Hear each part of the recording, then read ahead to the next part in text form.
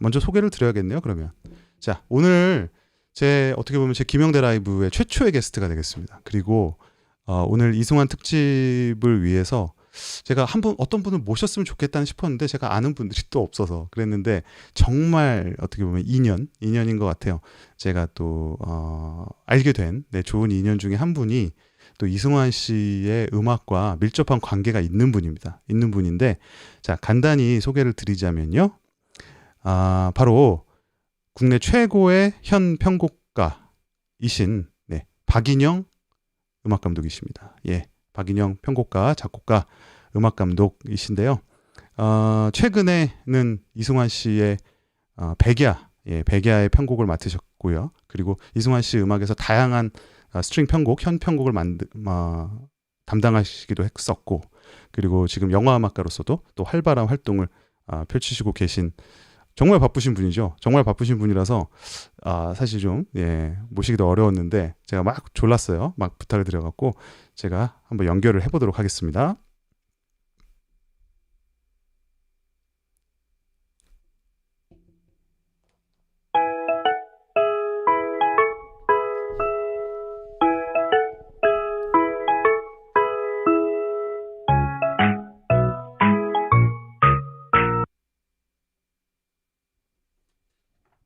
여보세요?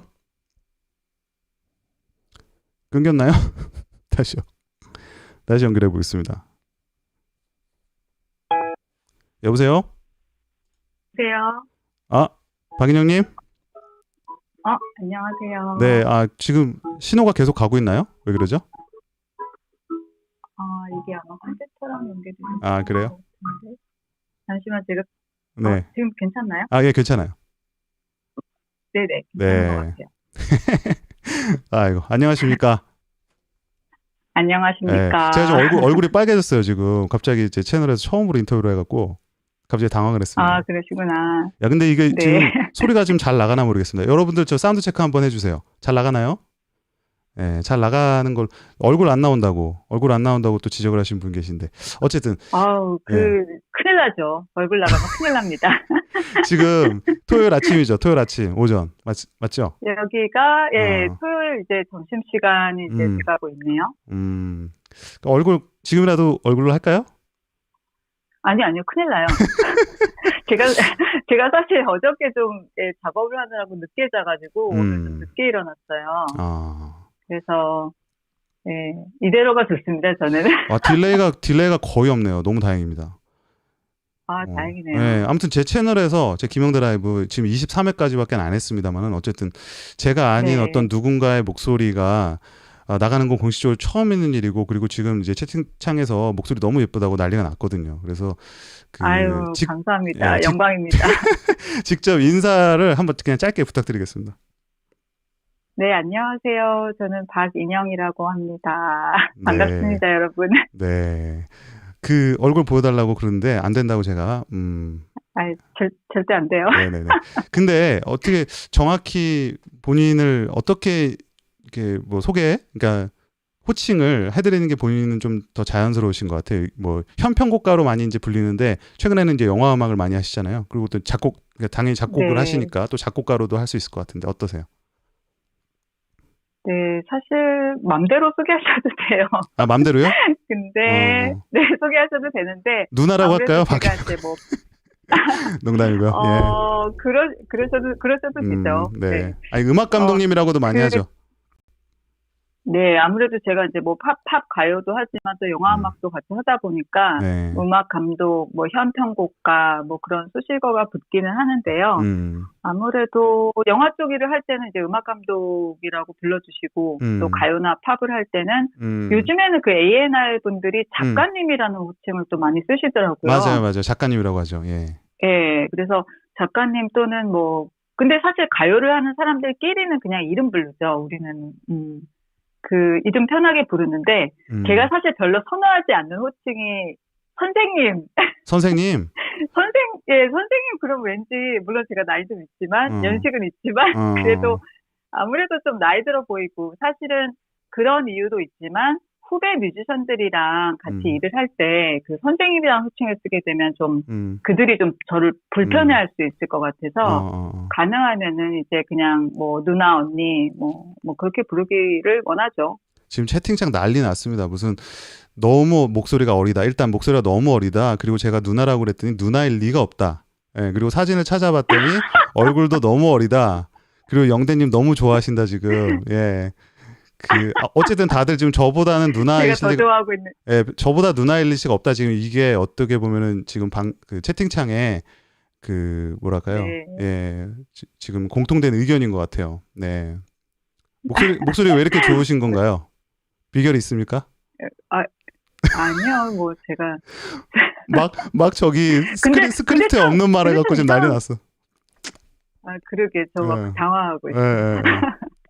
뭐 호칭으로 그냥 인터뷰 1시간 할 수 있을 것 같아요. 그러네요. 예, 저는 그냥 박인영님 이렇게 부르기로 하고요. 네. 그리고 오늘은 일단 현편곡가, 예, 우리가 이제 영화음악가나 또 다른 커리어에 대해서는 제가 나중에 또 졸라서 어떻게 또 자료 한번 만들어 보도록 하고, 오늘은 현편곡가, 특히 이승환 씨의 음악에 관련한 것들에 대해서 또 한번 여쭤보도록 할게요. 근데 제 생각에 그래도 뭐 뭐니 해도 현편곡가라는 호칭이 이제 본인에게 그래도 가장 오랜 세월 따라다닌, 가장 오랜 세월 붙은 호칭일 것 같고, 그리고 실제로 음악계에서 물론 이제 가수로 데뷔를 하셨습니다만, 그죠? 어쨌든 그렇지만은 그랬나요, 제가?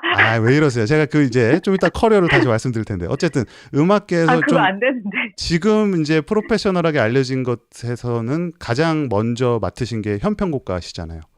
예. 근데 정확히 이제 어떤 계기로 네, 그 전에 사실 그냥 가수들의 그러니까 공연 키보드 연주를 먼저 시작을 하긴 했었죠. 그래요?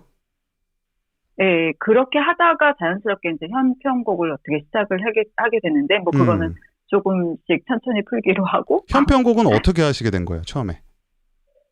그러니까 제가 어렸을 때 바이올린을 했었는데요. 그래서 이제 워낙 현악기에 대한 관심이 많고, 이제 편곡이라는 걸 하고 싶긴 했는데 누가 뭐 시켜주질 않으니까. 그리고 그 당시에는 뭐 현악기 편곡을 한다라는, 그러니까 편곡가가 없었던 것 같아요. 그냥 편곡을 하시는 분들이 그냥 같이 현악기 편곡도 같이 하던 때였거든요. 맞습니다. 그런데 어느 날 그때 이제 대학로에서 이제 공연들이 많이 있고, 그래서 그때 이제 제2의 고향처럼 대학로를 많이 이렇게 좀 다니고 그랬었는데, 그때 지금 그 여행 스케치 아시죠? 여행 스케치 그 리더인 조병석 그 오빠를 만났어요. 그러더니 저한테, 야, 너 바이올린 하니까 현편곡도 할 수 있지 않을까? 그래서 제가 너무 해보고 싶었던 거라서 해본 적은 없었는데 할 수 있을 것 같다고, 해보겠다고. 그렇게 하고 이거 어떻게 하는 거야? 하면서 했던 기억이 나는데, 그게 이제 저의 첫 번째 현편곡이었고요. 그게 이제 김형섭 씨라고 그 자전거 탄 풍경 멤버이신 김형섭 씨, 그게 이제 제 기억하는 이제 첫 현편곡이었는데, 그 뒤에 몇 년 동안 일이 없더라고요. 별로 잘 못했나 봐요, 처음에. 못했나 봐.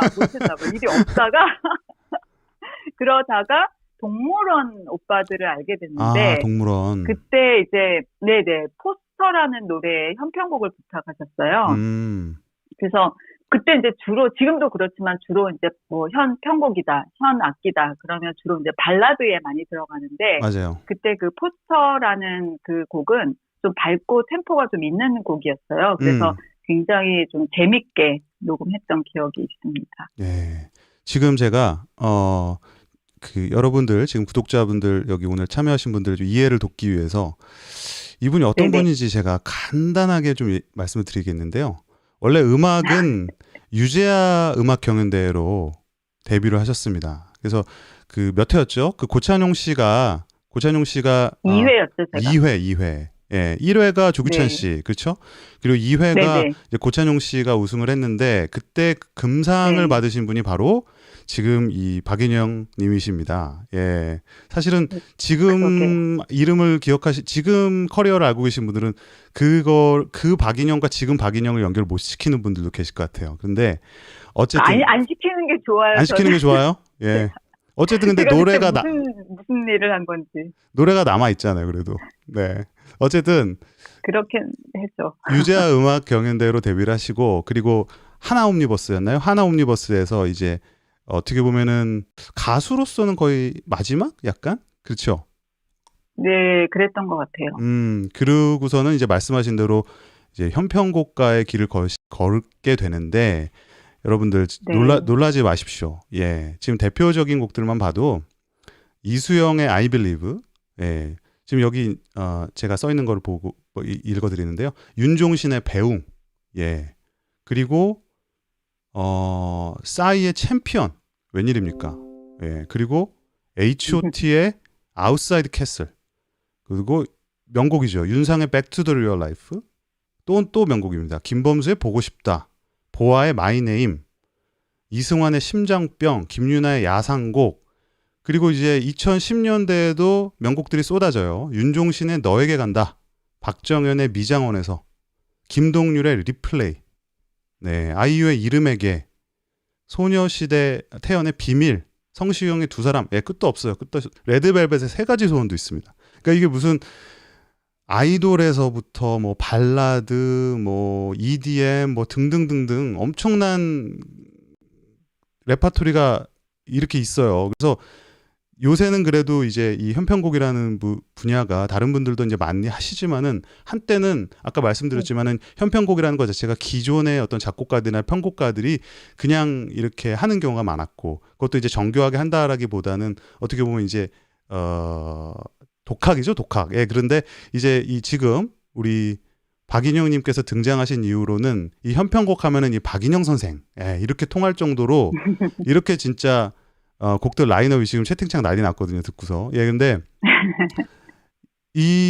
사실 이렇게 많이 작업을 했지만 본인이 이런 일들을 너무 많이 사실 지금 이게 대표적인 곡들이고 그 외에도 뭐 네. 여러 곡들이 있어서 본인이 그 곡들을 뭐 다 일일이 기억하시기는 좀 어렵잖아요, 그죠? 그렇죠. 예, 다는 솔직히 기억 잘 못해요.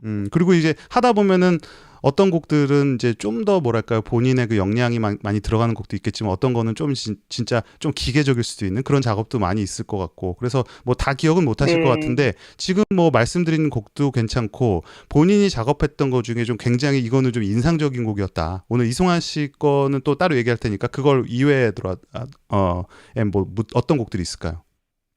네, 뭐 이승환 씨 곡 중에서도 뭐 당연히 인상적인 그런 곡들이 있고요. 일단은 지금 이승환 씨 얘기는 계속 좀 할 거니까 일단 그 이승환 씨 곡들을 제외하고 얘기하자면은 사실 아까 얘기했던 그 동물원의 포스터라는 곡을 작업을 했을 때 그때 이제 손무현 씨 그때 기타리스트로 유명하셨죠. 지금도 뭐 유명하시지만 손무현 씨 녹음실에서 믹스를 했는데 그 믹스를 들었던 손무현 씨가 제 현편곡을 윤상 씨에게 들려줬었대요. 그래서 뭐 요즘에 뭐 이런 식으로 하는 애가 있다고. 왜냐면 발라드랑 일단 좀 다르게 곡이 좀 빠르고 좀 재밌는 요소들이 있었거든요. 맞아요. 그래서 그렇게 들려줬는데 윤상 씨가 그 재편곡이 좋았었던지 제 전화번호를 물어보고 가지고 있다가 1년 정도가 지나서 연락이 온 거예요. 근데 저는 사실 윤상 씨의 광팬이기 때문에 맞아요. 그 전화를 받고 정말 기절하는 줄 알았어요. 어떻게 보면은 전화 왔는 그 뭐라 그러죠? 그걸 뭐라 그러죠? 예. 본인이 좋아하는 사람에게 드디어 선택을 받은 거네요, 그죠? 그러니까요. 그래서 그 전화번호를 모르니까 여보세요. 그 전화를 받았는데 저 윤상인데요. 그런데 숨이 막히더라고. 너무 좋았을 것 같아. 예. 네. 그래 예전에는 그리고 윤상 씨가 이승환 씨 그 드림팩토리 소속이었던 걸로 맞아요. 제가 알고 있는데 맞습니다. 예전에 그랬었죠. 예. 그래서 어쨌든 그들의 무리는 참 너무 멋있는 거죠. 그래서 그 안에 이렇게 들어가셨네요, 이너서클에. 네네. 그래서 그렇게 사실은 이거 좀 곁길이긴 한데 제가 처음에 이승환 씨한테 전화 받았을 때도 너무 놀랐어요. 근데 굉장히 해맑게 전화를 저한테 하셨던 기억이 있어요. 그 순간은 제가 잊어버리지 않는데, 못하는데. 이승환 씨도 어떻게 알고 전화를 하셨대요? 그러니까 제가, 잠깐 곁길로 갈게요. 그래요. 제가 여보세요? 그랬더니, 박인영 씨죠? 저 이승환인데요. 그래서, 네? 그리고 제가 너무 놀랐는데, 여기 이제 더 클래식의 박용준 씨가 잠깐 또 얘기가 되어지는데, 박용준 씨 소개로 전화를 하셨었던 거예요. 박용준 씨하고 절친이시죠? 네, 저는 용준이한테도 지금도 너무 고마운 거는, 사실 박용준 씨도 굉장히 현편곡을 잘해요. 그렇죠. 음악도 물론 다른 곡도 잘 쓰고 연주도 잘하지만, 현편곡도 굉장히 잘하는데, 지금도 너무 감동적인 건, 자기도 잘하는데, 나보다 더 잘하는 사람이 있다고 하면서 박인영한테 전화를 하라고 했대요. 더 쉽지 않을 건데. 와, 그게 저는 살면서도 그러기 쉽지 않거든요. 사실 같은 분야에서. 그렇습니다. 예. 예, 그래서 그게 너무 고마웠는데, 그래서 이승환 씨가, 용준이한테 소개를 받았다. 그러면서 되게 뜬금없죠? 그래서 너무 되게 쾌활하게 전화를 주셨었어요. 그래서 그때 굉장히 이게 생시의 꿈이야, 생시야, 막 그랬던 기억이 네, 있습니다. 그래서, 네. 그렇게 해서 이승환 씨를 알게 되신 거고. 네, 그렇게 해서 처음 이제 통화를 했고, 이제 그다음부터 작업을 같이 하게 되고 그랬는데, 그래서 우리 이제 질문으로 다시 돌아가서, 제가 어디까지 했죠? 인상적인 곡. 인상적인 곡. 네. 그렇게 해서 이제 윤상 오빠를 알게 되고, 그 3집 앨범에 참여를 하게 되었는데, 그 앨범이 더 기억에 남을 수밖에 없는 이유는 그게 저의 첫 해외 녹음이었어요. 그게 네, 영국? 그래서 호주였나요? 호주. 예. 호주 멜버른에서 맞습니다. 녹음을 했었는데 네네. 그때 기억으로 이제 리허설 이제 처음 하잖아요. 그때 현 소리를 처음 딱 이렇게 듣는데 제가 그동안 그 외국 음반에서 많이 들었었던 그런 약간 기름진 소리가 나는 거예요. 그래서 그때 오빠는 저쪽 꽤 떨어져 앉아서 오빠는 저쪽 구석에 앉아 있었는데 그 처음 소리를 듣던 그 순간에 우리가 서로 얼굴을 딱 마주보면서 입이 막 찢어질 것 같은 미소를 지었던 그런 생각이 나요. 스스로들 다들 그 사운드에 감탄을 하셨군요, 아주. 네네, 너무 좋았고 그래서 그때 녹음했던 곡들 저는 사실 다 너무 기억에 남고 좋은데 그 중에 그 Back to the Real Life라는 곡 있잖아요. 예. 네, 그 곡을 저는 개인적으로 되게 재밌게 녹음했던 기억이 있어요. 지금 그 Back to the Real Life가 있는 게 이제 클리셰 앨범입니다. 윤상의 클리셰 앨범인데 그 앨범이 이제 대중음악 그 사에서도 아주 명반으로 꼽히는 앨범이고 또 그 안에 또 우리 박인영 님께서 큰 기여를 해주셨다라는 거 또 여러분들도 기억을 하시고 네 한번 또 들어보셨으면 좋겠어요. 자, 근데 어쨌든 오늘 뭐 이승환 씨 특집이니까 또 기승전 이승환 또 해야 되지 않겠습니까? 그래서 네네. 자연스럽게 이제 자연스럽게 넘어가 보면 얼마 전에 그 이승환 씨 그 뭐죠? 그 방구석 콘서트라고 했나요? 방구석 콘서트? 네네. 예. 네. 저 봤거든요. 보셨어요? 저는 그 본방은 못 봤고요. 유튜브 올라온 거? 네. 네, 유튜브 올라온 거를 사실 유튜브 올라온 것도 그러니까 그 방송을 했는지도 사실 안 가르쳐줘서 몰랐어요. 그런데 이제 우연히 인스타그램에서 이제 이승환 님이 올린 그 인스타그램을 보고 네. 이런 걸 하셨구나. 그리고 이제 너튜브를 찾아봤죠. 그랬더니 너무 좋더라고요. 제 공연 영상을 봤는데 네. 녹음 때와는 또 다른 느낌이 있었는데 물론 이제 이승환 님이 워낙 라이브를 뭐 너무 멋지게 해주시는 것도 있지만 또 여러 명의 그런 현 연주자들의 비주얼이 이제 합쳐져서 그런지 더 웅장하고 굉장히 더 큰 스케일의 곡처럼 들렸어요.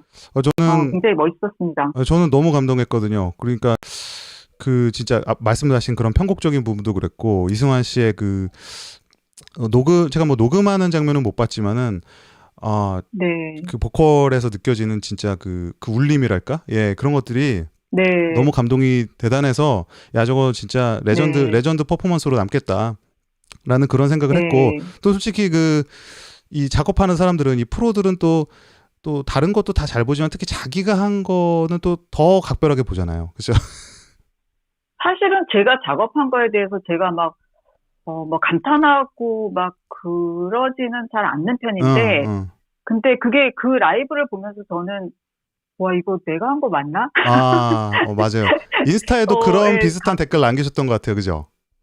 예, 이렇게 재밌게 뭐 남긴다고 남겼는데, 그러니까 스스로에게 칭찬을 해줄 때가 저는 많지는 않아요. 그런데 그리고 제가 녹음을 했을 당시에도 그 정도의 느낌은 아니었는데, 워낙 이승환 님이 너무 멋있게 그 라이브를 해주셔가지고, 너무 감사했고, 덕분에 저도, 이런 게 결국에 남는구나. 이런 게 남게 되겠구나. 그래서 저도 너무 감사하고 좋았죠. 그러니까 사실 음악 하시는 분들은 자기의 되게 좀 셀프 크리티컬한 그런 게 많잖아요. 그래서 사실은 자기가 작업한 거 안 들어보시는 분들도 굉장히 많고, 그러니까 반응을 보기는 하는데 그 반응 보면서 또 되게 상처도 많이 받고 그렇잖아요. 근데 어쨌든 이번에 그 방구석 콘서트를 보고서 이 박인영님께서 또 굉장히 되게 인상 깊고 저거 내가 한 거 맞나라는 정도였다라면 그만큼 이제 공연이 잘 된 게 아닌가 또 싶긴 합니다. 예. 네, 너무 멋있었어요, 진짜. 백야 이야기 나온 김에 좀 백야 이야기를 좀 더 해볼게요. 사실은 저는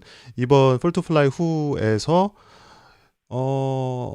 어떻게 보면 그 다른 곡들이 그 백야를 제외한 다른 곡들은 굉장히 좀 뭐 올드스쿨한 팝도 있고 뭐 R&B도 있고 뭐 락도 있습니다만은 이 백야는 정서 자체도 굉장히 좀 뭔가 좀 동양 오리엔탈하다 그러나 좀 더 슬프고 이런 쪽에 마이너한 느낌이 강하고 그래서 저는 이 곡이 그 자체로도 굉장히 특이했는데 저는 이 곡의 어떤 편곡이라든지 그 어떤 사운드라든지 이런 걸 들을 때 제가 리뷰에도 말씀드렸습니다만은 뭐랄까요 이렇게 뭔가 가슴이 턱하고 막히는 느낌이었거든요. 어떤 이렇게 확 그 소리가 밀고 들어오는 그런 느낌 때문에 그래서 제가 이 앨범에서 베스트 중 한 곡으로 뭐 베스트라고도 할 수 있고요. 어쨌든 그런 곡으로 꼽는 곡입니다. 근데 이 곡의 얽힌 이야기를 좀 더 듣고 싶어요. 그래서 이 곡을 제가 알기로는 물론 이 황성재 씨가 이제 나중에 공동 편곡을 하셨죠. 그랬는데 사실은 황성재 씨는 이승환 씨의 음악을 원래 항상 편곡하시는 분이잖아요. 그렇죠. 항상 그리고 이승환 씨의 어떤 음악적 아이디어를 전부 알고 계신 분이고 그러기 때문에 사실은 이승환 씨 앨범 보면 황성재 씨가 편곡을 하는 경우는 많아도 사실 그 외에 편곡자가 편곡을 하는 경우는 거의 없거든요. 사실은 최근엔 더더욱 그렇고요. 근데 이번에는 아예 백야에서는 제가 제목이 생각이 안 나는데 다른 곡에도 편곡을 또 하셨었죠. 제가 2곡인가 3곡 작업하신 걸로 알고 있는데 제목이 뭐지? 채팅방에서 좀 알려주시기 바라겠습니다. 제목. 어쨌든 근데 그 곡에서는 현편곡을 했는데 이 백야에서는 아예 현편곡을 넘어서 편곡 자체를 맡기셨어요. 근데 애초에 이렇게 편곡 자체를 좀 해달라 이렇게 부탁을 하신 건가요, 이승환 씨가요? 네, 처음부터 그렇게 부탁이 왔는데, 그러니까 제가 알기로는 이제 황성재 씨가 이승환 님이랑 같이 이제 공동 프로듀서를 하다 보니까 아무래도 이제 함께 아이디어를 내다가 그 백야라는 노래는 아무래도 그런 오케스트라 느낌의 그런 웅장함이 좀 있었으면 좋겠다라는 생각을 했대요. 그래서 이제 제가 전체 편곡, 그러니까 제가 현악기만 이렇게 맡아서 하는 게 아니라 전체 그림을 좀 그려줄 수 있을 것 같아서 제가 전체 편곡을 맡아서 해주면 좋을 것 같다라고 연락이 왔어요. 그래서 이제 이승환 님도 저랑 작업을 이제 꽤 했었으니까 그 전에 그래서 그냥 믿고 맡겨주셨던 것 같아요. 그래서 이번에 그 인스타그램에 제가 올렸을 때 너무 좋았다, 너무 감사하다 그랬더니 그때 이승환 님이 뭐 또 댓글을 저한테 맡기길 정말 잘한 것 같다고 그래서 더 좋았어요. 그런 또 아주 진심에 담긴 말씀을 하시다니. 네. 근데 이번 백야에 잘 안 하시는데. 맞아요. 이거 없는 소리 또 잘 안 하시는데. 근데 맞아요. 백야에서는 본인의 입장에서는 박인영님 본인의 입장에서는 어떤 게 포인트였던 것 같아요? 어떤 게 어떤 의도라 그럴까? 이 편곡에서의. 글쎄요, 뭔가 조금 넓게 펼쳐서 가는 그런 그림이 좀 보였던 것 같고. 그리고 워낙 뒤쪽에는 이제 워낙 뭐 샤우팅 창법으로 워낙 이렇게 막 부르시니까 그래서 뭔가 그 전체 구조는 처음부터 좀 조용하게 시작해서 마지막에 완전히 크게 터지는 그런 큰 그림을 가지고 그렇게 갔었던 것 같아요. 그리고 처음에 이제 그 편곡을 부탁받을 때도 편곡을 그냥 제가 하고 싶은 대로 마음껏 펼쳐보라고. 자유도를 많이 주셨군요. 그렇게, 예, 그래서 마음껏 펼쳐봐라. 그래서 어떤 제한도 없으니까 어쨌든 내가 가진 어떤 상상력을 충분히 발휘해서 해봐라. 그래서 처음에 이제 제가 받았던 게 이제 가이드 피아노 그리고 가이드 보컬만 받고 이제 그걸 듣고 제가 계속 이걸 어떻게 꾸려나가지 어떻게 하면 좋을까 하면서 계속 이제 상상하고 해보면서 이제 전주 만들기 시작하고 그랬던 것 같아요. 네. 사실 지금 팬들도 그렇고 백야를 좋아하시는 분들이 굉장히 많거든요. 그런데 그리고 이제 이번 앨범을 어떻게 보면 대표하는 곡 중 하나로 기억하시는 분들도 있고요. 근데 이승환 씨 본인은 이거는 제가 어디선가 들은 얘기인데 네. 이 곡을 처음에는 이 앨범에 뭐 어떤 색깔적인 면 때문인지는 몰라도 수록 여부를 본인은 좀 망설이셨던 곡이라고 들었어요. 근데 뭐 앨범을 만들 때 이런 일들은 사실 많이 있잖아요. 이 곡이 뭐 나쁘다 이런 걸 떠나서 본인 스스로 이번 앨범에 넣을까 뭐 다음 앨범에 넣을까 이러는 경우도 있고요. 예, 그런데 본인은 좀 망설이셨던 것 같다고 하는데 이 곡을 이제 의뢰를 하셨을 때 이승환 씨가 이제 아까 말씀드린 거 외에서 뭐 특별하게 따로 주문하신 부분이라든지 그런 게 있었는지 아니면 이제 본인에게 완전히 좀 철저하게 맡기고 어떤 그림을 이제 펼쳐 나가셨는지 궁금해요. 네. 그냥 철저하게 저에게 이제 맡기신 거죠. 저를 믿고. 그래서 그렇게 사실 저는 그래요. 일할 때 누군가가 이렇게 상대방이 저를 그냥 믿어주시면 저는 조금 더 제한 받지 않고 뭔가 조금 더 편하게 펼칠 수 있을 것 같아요. 근데 어떤 분들은 너무 여긴 이렇게, 여긴 저렇게 이렇게 하다 보면 사실 제가 좀, 제한을 받게 되고 그러면 저의 어떤 음악적인 아이디어를 완전히 다 펼치기가 좀 어려울 때가 있거든요. 근데 이승환님 같은 경우에는 그런 걸 이렇게 좀 잘해주시는 것 같아요. 이렇게 자, 이 사람이 이런 능력을 갖고 있어. 그 능력을 그러니까 어느 부분을 이 친구가 잘하는지 그 부분에 대해서는 그냥 맡기자, 믿어주시는 그런 게 있어서 굉장히 편하게 작업할 수 있었어요. 사실 지금 방송을 들으시는 분들은 모르실 수가 있겠지만은 이제 작업을 같이 해온 역사가 꽤 되죠. 그 6집에서 The War in Life에서 그대는 대예언과 또 당부에서도 함께 하셨고 그리고 7집부터는 스트링 편곡을 맡기셨어요. 현편곡을. 그래서 같이 하셨고 이제 드디어 이제 편곡으로 한 곡을 어떻게 보면 온전히 본인의 어떤 그 박인영 님의 역량을 믿고서 이렇게 조금 더 깊이 관여하는 그런 역할을 이제 맡기시는 단계까지 온 것 같아서 그런 관계에서 또 진화 같은 것도 있는 것 같아요. 근데 사실은 저는 현편곡이라는 작업이 가요에서 특히 이제 최근 가요에서는 더더욱 이 현악을 많이 쓰는 경우가 많고 그래서 저는 크리티컬한 부분이라고 생각이 드는데 전문가들도 사실은 마찬가지예요. 이 작업을 많이 본 사람들도 없고 그리고 일반인들은 더더욱 그렇죠. 그래서 이런 작업이 어떻게 이루어지는지에 대해서 궁금해하시는 분들이 좀 많은 것 같아서 그래서 제가 하나 예를 들어서 이 백야라는 곡이 있다. 그러면 백야라는 곡이 처음 박인영님께 왔을 단계부터 해서 어떤 식으로 이게 뭐 준비가 되거나 작업을 하거나 이렇게 해서 마지막에 이제 녹음까지 가는지 그런 것들을 뭐 좀 간략하게나마 그렇게 좀 설명을 해주실 수가 있을까요? 일단은 이제 먼저 전달된 곡을 듣게 되잖아요. 그렇게 듣게 되면은 이제는 저는 좀 많이 하다 보니까 어느 정도 사이즈를 녹음을 해야 되는지 그런 견적이 나와요. 견적. 그래서 현악기라고 하면은 이제 아시다시피 바이올린, 비올라, 첼로, 컨트라베이스를 얘기를 하는데 예를 들면 제가 지금 말한 그 소위 견적이라는 게 이 노래를 그러니까 몇 명의 연주자로 하는 게 좋을까를 일단 좀 생각을 해봐요. 그래서 4명의 연주자를 이제 퀄텟이라고 하는데 퀄텟으로 할지 아니면 좀 더 큰 사이즈의 뭐 14명, 18명 정도로 갈지 아니면 더 큰 구성으로 30명 이상으로 갈지. 근데 뭐 이런 어쨌든 인원 몇 명의 연주자로 하는 것이 좋을까 어떤 그 곡의 사이즈를 정하게 되는데 그 녹음의 사이즈를 정하게 되는데 근데 사실 제가 이걸 정한다고 해도 음악 버짓이라는 게 이제 그런 밀접한 연관이 있다 보니까 예산 사실 그죠? 버짓 때문에 그 제한이 있기는 하죠. 근데 일단 이런 연주자 인원수와 그런 악기 구성, 바이올린, 비올라, 첼로를 몇 대씩 우리가 할까 이걸 이제 정하게 되면은 그 다음에 이제 녹음실하고 엔지니어하고 연주자하고 연락해서 녹음을 예약을 해요. 부킹을 하죠. 예. 그리고 나서 이제 편한 마음으로, 나는 며칠 날까지 이거를 완성을 할 거야. 그렇게 돼야지 이제 편곡 작업을 좀 마음 편하게 이제 시작을 저는 할 수가 있더라고요, 보통. 그렇군요.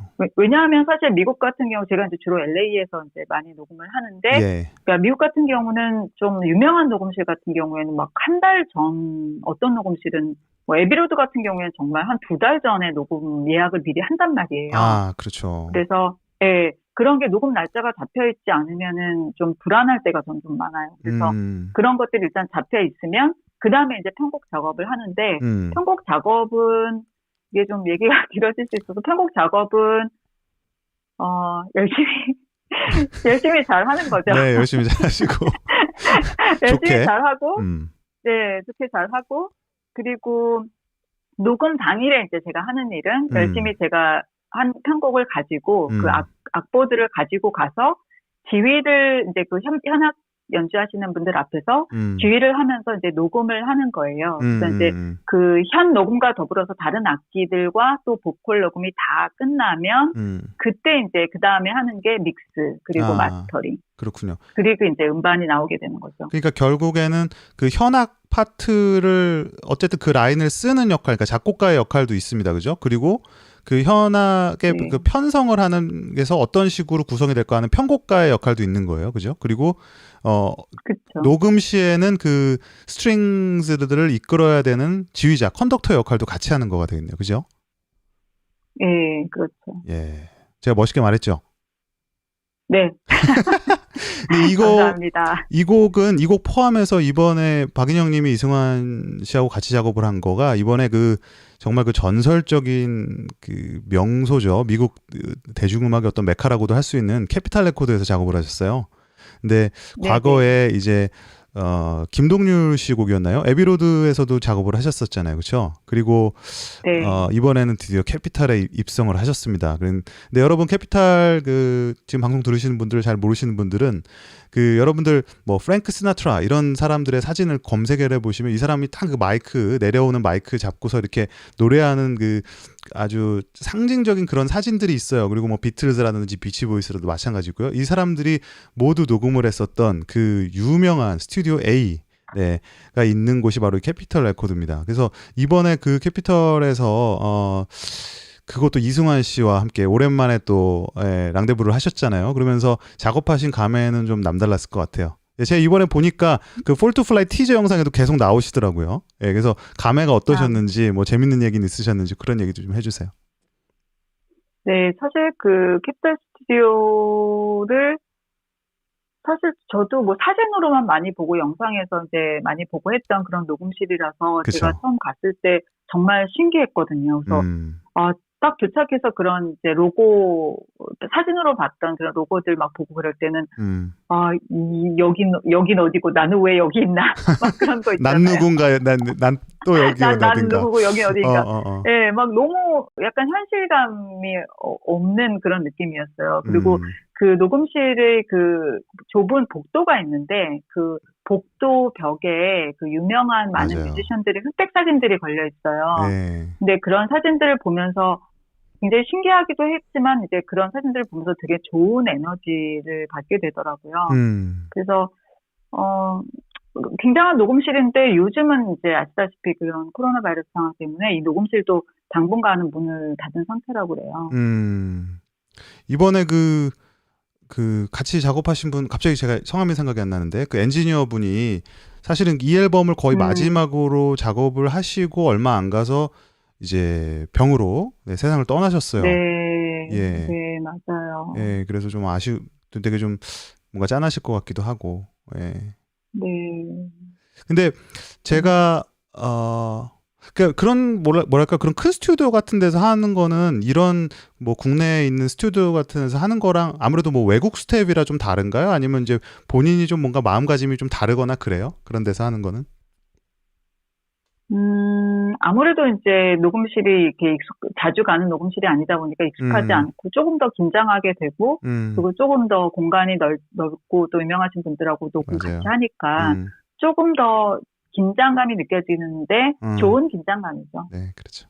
제가 아까 뭐 유재하 음악 경연대 이런 얘기 했지만은 그런 가수로서가 아니라 저 그것도 사실은 나중에 알았어요. 근데 가수로서가 아니라 아까 말씀드린 현편곡가로서의 박인영 이런 이름을 제가 처음 본 거는 90년대 후반 정도였고 제가 그때는 이제 정확히 어떤 곡이었는지는 기억이 안 나는데 지금 이제 다시 찾아보니까 이승환 씨 앨범에도 아까 말씀드렸지만 6집에서 대예언 거기에는 이제 콘트라베이스 곡을 하셨어요. 그리고 당부에서는 키보드 연주를 하셨거든요. 근데 이 작업이 오래 제가 그랬대요?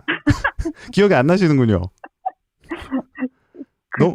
그랬나 봐요.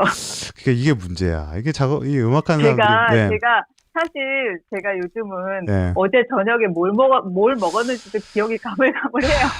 누나시니까 이해합니다. 저에게 너무 힘든 질문인데. 네. 아니 근데 좀 저는 뭐 특이했던 것 같아요. 콘트라베이스 그러니까 그 당시는 제 생각에 현편곡가로 이름을 날리시기 전인데 콘트라베이스 편곡을 하셨고 전이구나. 키보드 하셨던 것 같고. 예. 근데 사실은 제가 기억하는 거는 예전에 그 이승환님 앨범 중에서 데이비 캠벨이 녹음했던 그 녹음이 있었어요. 그대는 모릅니다. 데이비 캠벨이 그대는 모릅니다. 아마 그 앨범이었던 것 같은데 그 리얼 현녹음을 이제 미국에서 해가지고 오셨어서 그거를 조금 더 풍성하게 사운드가 좀 풍성하게 그러니까 키보드로 좀 더빙을 해달라고 하셨어요. 이승환님께서. 그래서 그때 이제 그 악보도 굉장히 두껍게 막 다 가져오셨는데, 그 악보를 보면서 키보드로 제가 더빙했었던 기억은 있어요. 아, 그래요? 네. 근데 이거는 진짜 좀 엉뚱한 얘기인데, 지금 이제 여기 채팅창에 많이 와 계신 아마 이승환 팬분들께서는 아실 수도 있고 모르실 수도 있어요. 이게 사실은 더 재밌는 그 포인트인데, 이승환 씨 앨범에 사실 현편곡가 이전으로 깨알 피처링을 하신 곡이 한 곡 있습니다. 그게 이승환 팬들조차 모를 수가 있어요. 그래서 제가 오늘 모르실 거예요. 첫 공개해드립니다. 이승환 팬분들의 이게 사실은 이승환 팬분들의 굉장히 최애곡 중 하나입니다. 모르셨죠? 예, 최애곡 중 하나인데 4집 휴먼에 유희열 씨가 작곡하신 변해가는 그대가 있습니다. 근데 변해가는 그대 뒷부분에 여성 보컬이 나오죠. 여러분 기억하세요? 예. 그 여성 보컬이 바로 이 현편곡의 대가 박인영 선생님의 어린 시절 목소리입니다. 예. 이게 도대체 어떻게 하시게 된 겁니까, 이게? 예? 참 쑥스럽습니다. 네. 깜짝 놀라셨죠? 이런 거 디테일 알아갖고.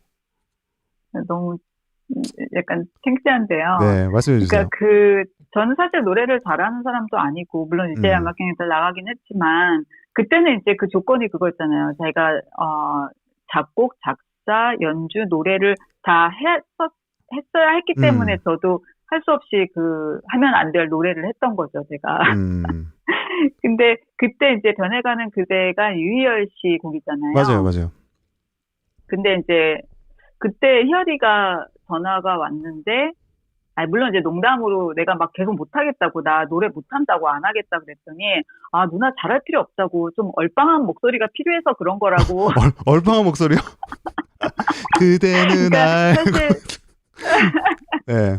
그 얼빵한 목소리군요. 뭐 너무, 그러니까 저한테 이제 부담을 덜 가게 하려고 이제 그렇게 얘기한 것 같아요. 아무래도 제가, 잘하는 사람한테 부탁하지. 근데 이제 희열이가 제 목소리가 좋았던 거는 제가 이제 바이브레이션이 없고, 물론 이제 뭐 노래를 굉장히 잘하시는 분들 너무 많죠. 근데 제가 이제 목소리가 이제 좀 애처럼 바이브레이션도 없고 조금 순수한 목소리. 지금은 좀 많이 상했지만 청순한 그 목소리. 당시에는 되게 약간 맑게 들리는 그런 그런 느낌이 있다고 해서 그래서 사실 참여하게 된 거예요. 그래서 제가 사실 뭐 굉장히 프로페셔널한 그런 가수도 아니고 그래서 그냥 부담 없이 불렀던 기억이 있는데 참 죄송합니다. 그때 유희열 씨도 그렇고 이승환 씨도 그렇고 뭔가 그 청순하면서 좀 이렇게 순수한 목소리 그런 보컬 좀 좋아하셨던 것 같아요. 제 기억에. 그렇지 않나요? 그래서 그 일이 있은 뒤에 그 이승환 님이 내신 그 도너츠 앨범, 크리스마스 앨범이 있었는데 거기에 화이트 크리스마스라는 곡에서 그 여자 보컬 부분도 제가 맡아서 불렀는데 그건 모르셨죠? 아, 진짜요? 그거 진짜 몰랐구나. 또 이 TMI 나가는데요. 네. 진짜 찾아 들어봤어요. 그건 진짜 몰랐어요. 모르셨죠. 채팅창 뒤집어졌습니다, 지금. 엉뚱한 막 전혀 생각지도 못한.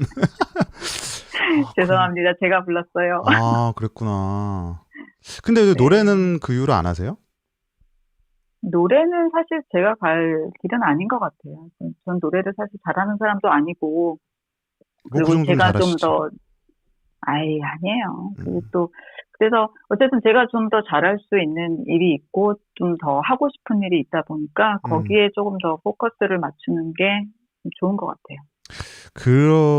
이거는 이제 제가 이번에 그 사전 미팅을 하다가 알게 된 이야기인데, 그 이승환, 네. 아니, 사실은 사전 미팅이고 그걸 떠나서, 박인영님하고 제가 진짜 최근에 만났습니다. 그죠? 그런데, 제가 얼마 전에 여기 지금 그 제 채널에 BTS 팬들도 많이 와 계세요. 그런데 제가 얼마 전에 UCLA에서 BTS 관련 강의를 한 적이 있었는데, 무려 거기를 우리 박인영님께서 그 바쁜 와중에 보러 와주셨어요. 그래서 제가 너무 감사했는데, 그때 이제 저와 그 모닥불은 아니고 아무튼 앉아서 이야기를 하면서 알게 된 사실인데 너무 놀랐어요. 이승환 밴드에서 예전에 키보드도 치셨다고요? 라이브에서.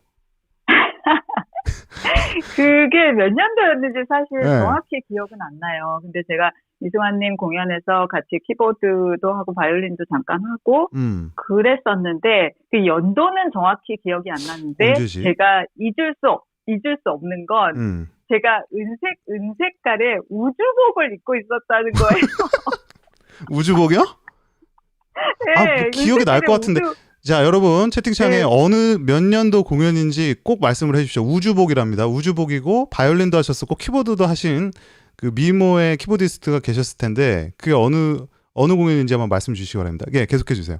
그게 근데 그 중간에, 그러니까 바이올린을 계속 했던 건 아니고 계속 키보드를 하다가 중간에 밴드 소개가 있어요. 그렇죠. 그 이승환 씨 공연에 항상 있는 거잖아요. 네, 이렇게 한 명씩 이렇게 돌아가면서 이렇게 하잖아요, 밴드 소개를. 맞아요. 네. 근데 그때 이제 저는 갑자기 키보드를 하다가 갑자기 아래에 있던 바이올린을 꺼내들고 무대 앞으로 나갑니다. 그래서 그 클래식 곡인 그 지고이네르 바이제엔을 연주해요, 갑자기. 따다다다. 그래서 바이올린으로 막 연주를 하다가 갑자기 뽕짝으로 급변해서 이렇게 막 짠짠짠 따라따라따라. 예. 너무 상상이 되는데. 막 연주를 그래서 분위기 잡고 시작했다가 뽕짝으로 이제 그 마무리를, 무대 인사를 이제 마쳤던 기억이 있는데, 그때 제가 과연 뭘 한 건지. 지금 9799 이때 무적일 거라는 제보가, 그리고 그 공연을 본 분도 있는 것 같다. 그 우주복이 그게 이승환님 취향이다. 벌써 막 이런 이야기도 나오고 있습니다. 근데 그때 유희열 씨랑 같은 밴드는 아니었었죠. 제가 그 공연은 봤는데 그때는 안 계셨던 것 같거든요.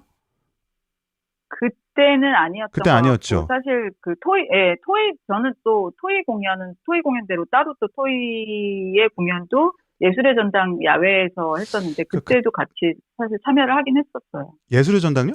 근데 같이 예술의 전당 야외에서 유희열 씨 공연, 그러니까 토이 공연은 따로 했었고, 그때 같이 했지는 않았던 것 같아요.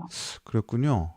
아무튼 영상 뭐 유튜브에 몇 개 있으니까 한번 찾아보면 나올 수도 있어요. 예, 나오면 보내드릴게요. 큰일 났는데. 나오면 제가 잘라서 보내드릴게요, 카톡으로. 근데 이제 갑자기 좀 궁금한 게 있어요. 이승환 씨와는 호칭이 어떻게 되세요? 왜냐면 개인적으로 이제 오래 잘 아셨고, 근데 이승환 씨가 뭐라 하지? 그러니까 제가 그냥 느낌에는 승환이 오빠 뭐 인영아 이렇게 할 것 같은데, 근데 이승환 씨가 제가 알기로 후배들에게 말을 또 잘 못 놓는 스타일이잖아요. 그래서 어떤지 궁금하네요. 그러니까 지금까지도 사실 이게 호칭이 저는 좀 뜨뜻미지근한 게, 아직도요? 그러니까 예전에 항상 그러니까 예전에 공연을 같이 하고 막 친해지고 막 그럴 때는 거의 오빠까지 갔어요. 왜냐면 특히 이제 여자 후배들한테 말 잘 안 놓으시는 편인데. 그렇죠. 근데 거의 이제 술 마시고 이제 같이 이렇게 총파티하고 막 신나게 우리 또 뒷담화 그런 얘기하고 공연에 대한 얘기하고 이제 막 서로 기분 좋을 때, 근데 호칭을 제가 그래서 그냥 오빠라고 해도 되나요? 제가 아마 그때 예전이라 기억은 잘 안 나는데, 아마 오빠라고 해도 되나요? 물어봤을 때 오빠라고 해요. 그렇게 그러셨던 것 같은데, 그때 또 바로 오빠라고 그때 말을 놨었어야 되는데 오빠라고. 타이밍을 놓쳤네. 근데 네, 타이밍을 놓쳤어요. 그래갖고 계속 지금까지도 그냥 공장장님, 지금 제가 뭐 이승환 님이라고 계속 얘기를 했지만 사실 그냥 개인적으로 이렇게 뭐 작업을 할 때는 제가 공장장님 이렇게 그냥 부르고 이승환 공장장님은 저한테 그냥 인영 씨 이렇게 부르지만 근데 저 안 보는 데서 그냥 박인영이 뭐 이렇게 당연히 하시고 그러시는 것 같고. 예. 뭐 좀 서운하세요? 아직까지도 그런 저는 아니요. 근데 지금도 사실 저는 오빠라고 부르고 싶죠. 사실 그러니까 뭐 윤상 오빠나 그러니까 이승환님, 이승환 공장장님의 그 또래 오빠들한테 지금 다 오빠라고 부르니까 뭐 정석원 오빠한테도 오빠라고 하고 뭐 하여간 그 호칭 정리가 됐는데 이승환님만 제가 지금 공장장님이라고 부르고 있는데 저는 마음에는 오빠죠. 지금 채팅에서는 무조건 오빠라고 하랍니다. 네, 그냥 오빠라고 하래요. 아이고. 저도 그냥 눈 딱 감고 오빠라고 하시라고. 그러니까. 그 참. 근데 또 뭐가 이렇게 오빠 쪽에서 뭔가 이렇게 딱 차라리 한국적인 관계가 그렇잖아요. 이렇게 아싸리 뭐 또 이렇게 해 아예 또 이러면 좀 마음에 안 들어도 그냥 딱 그걸 맞추는 경우가 있는데 아예 자유도를 딱 줘버리면 애매하잖아요, 그죠? 네, 근데 맞아요. 지금은 이제 모르겠어요. 지금은 점점 이제 시간이 갈수록 이렇게 약간 굳히기가 돼버리니까 갑자기 호칭을 바꾸는 게 아마 이상할 수도 있을 것 같고 그래서 마음속으로는 언제나 이승환 오빠죠, 저는. 그래요. 근데 옆에서 같이 또 작업도 해보시고 또 오랜 세월 뭐 공연도 같이 뭐 해도 보시고 인연을 이어오신 분이 또 이승환 씨인데 곁에서 보시기에는 이제 슬슬 이제 이야기를 마무리하면서요. 어떤 사람이고 또 뭐 사람으로서 이승환 혹은 뮤지션으로서의 이승환 또 어떻게 느끼세요? 어떻게 보셨어요? 그러니까 뮤지션으로서는 사실 여러분들이 더 잘 아실 텐데 그런 음악에 대한 열정이 정말 둘째가라면서 서로 하실 정도로 대단하세요. 정말로. 그러니까 아시다시피 예전에 그게 몇 년도였나요? 그러니까 예전에는 사실 해외에 나가서 녹음하는 뮤지션들이 거의 없었어요. 94년이죠. 근데 90년대는 그래서 와 이번에 뭐 이승환 씨 또 나갔대, 또 나가서 해외에서 연주를 해왔대. 항상 그 리더로서 어떤 계속 그 새로움을 갈구하고 음악에 대한 어떤 투자도 굉장히 많이 지금도 해오고 계시고 그래서 그런 어떤 굉장한 열정을 가진 음악가다 이렇게 저는 생각을 하고 그리고 옆에서 뵈면은 늘 음악에 대해서 고민 진짜 많이 하시고요. 특히 또 요즘에는 라이브 공연에 더더욱 고민. 왜냐면 이제까지 라이브 공연을 많이 하셨으니까 이게 뭔가 새로우려면은 계속 고민하지 않으면 사실 이게 재미없으실 수도 있잖아요. 그쵸, 맞아요. 그래서 라이브 공연에 대해서 고민도 그런 무대에 대한 고민, 연주자들에 대한 고민 정말 많이 하시고 그리고 팬들을 정말 많이 사랑하세요. 진짜 이건 저는 그냥 드리는 말씀이 아니라 팬들을 진짜 소중하게 생각하고 소통 많이 하려고 하시는 것 같아요. 우리 공자님 츤데레라고 유명하던데. 진짜로 그런데 모르겠어요. 말로는 이렇게 표현을 그만큼 안 하실 수도 있는데 진짜 팬들 이렇게 그게 은연중에 막 그런 말들이나 그런 게 나와요. 그래서 팬들에 대한 생각을 정말 많이 하세요. 아, 감동입니다. 정말. 그리고 그리고 뭐 아시다시피 자기 관리, 본인 관리를 맞아요. 굉장히 철저하게 하시는 분이고 몸이 또 라이브를 왜 이렇게 좋은 거야? 아니 근데 그게 노력 없이 안 되죠. 그쵸. 이게 라이브를 많이 하시다 보니까 건강 관리도 굉장히 잘 하시고 또 체력 관리, 그런 목 관리 이런 거 진짜 많이 애쓰시는 것 같아요.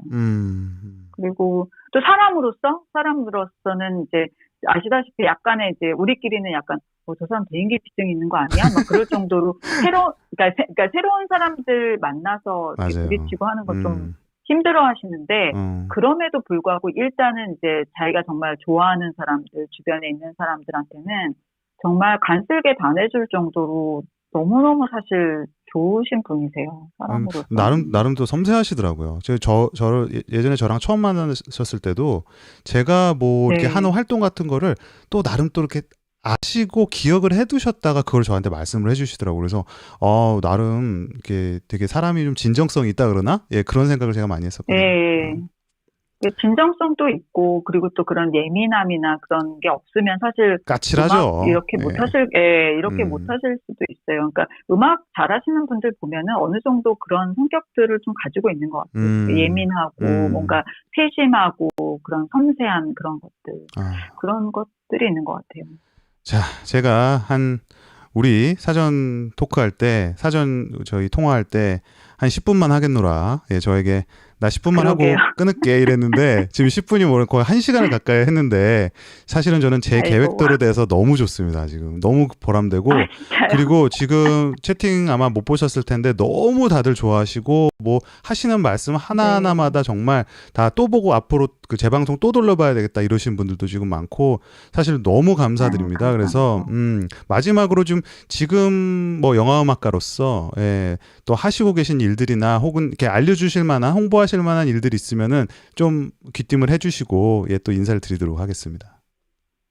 예, 이게 사실 홍보라는 게 웃긴 게 이게 뭔가 작업이 다 돼서 이제 나오거나 하면 홍보를 할 수 있는데 사실은 제가 하는 작업들은 대부분 다 묻지마 작업, 다 비밀 작업들이 많아요. 네, 그래서 지금 이제 영화 작업들 3개 그리고 또 드라마 단편 드라마 작업 하나 그리고 또 여러분들이 아시는 가수분들이지만 제가 이름을 얘기는 못할 것 같고 나와봐요 가수분들의 또 그래서 현악기 또 현편곡 하고 있고 그래서 지금 뭔가 굉장히 저한테는 되게 바쁜 부지런히 움직여야 되는 시기입니다. 우리 박인영님이 엄청난 일 중독자신데 지금 또 여러 뭐 코로나 이런 것 때문에 더 집에만 계시고 아예 나가지도 않으신다고 들었어요. 그래서 저지금 일만 어떻게 보면 일만 열심히 하시는 그런 상황이신데 그래도 늘 또 건강도 유의하시고 제가 그때 저희 막 건강이 한창 또 화두였잖아요. 그래서 운동도 좀 하시고 건강도 유의하시고 앞으로도 진짜 영화음악에서 현편곡에서 또 좋은 모습도 많이 보여주시길 바라겠습니다. 오늘 진짜 너무 감사드리고요. 제가 청취자들 지금 들으시는 분들 대변해서 진짜 한다는 말씀을 꼭 전해드리고 싶습니다. 네, 초대해 주셔서 너무 감사드립니다. 예, 고맙습니다. 감사합니다. 여러분 안녕요. 예, 지금까지 현편곡가 박인영님 인터뷰였습니다. 감사합니다.